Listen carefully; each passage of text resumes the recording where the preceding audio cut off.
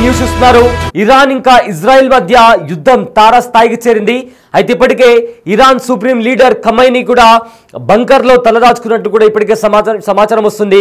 అయితే ఇరాన్ కూడా ఇజ్రాయెల్ ప్రధాని అదేవిధంగా ఇజ్రాయెల్లో ఉన్న ముఖ్య నేతల టార్గెట్ గా కూడా ఇరాన్ కూడా దాడులు చేస్తుంది. అయితే రీసెంట్ గా కూడా ఇరాన్ ఒక కొత్త రకమైన మిసైల్ తో కూడా ఇజ్రాయెల్ పైన దాడి చేసింది. అయితే టాప్ లీడర్ల అంతమే లక్ష్యంగా పరస్పర దాడులు జరుగుతున్నాయి. ప్రధాని నేతన్యాహు విల్లా దగ్గర కూడా కొన్ని బాంబులు చిప్పడ్డాయి. దీంతో ఇప్పటికే ఇజ్రాయెల్ సైన్యం కూడా అలర్ట్ అయింది. అయితే ఇరాన్ కొత్త రకం దాడులను ఇజ్రాయెల్ అడ్డుకోలేకపోయింది.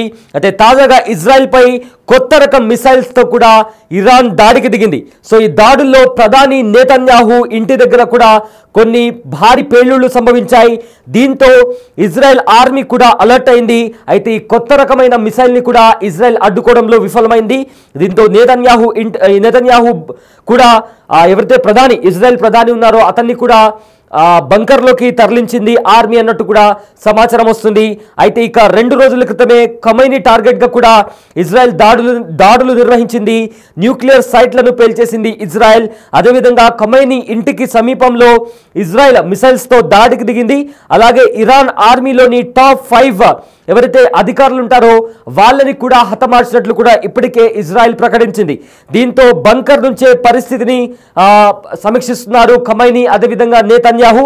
అయితే ఏమాత్రం తగ్గకుండా ఇజ్రాయెల్ ఇంకా ఇరాన్ ఒకరిపైన ఒకరు దాడులు చేసుకుంటున్నాయి. డ్రోన్స్ తో రాకెట్లతో మిసైల్స్ తో కూడా దాడులు చేస్తున్నాయి.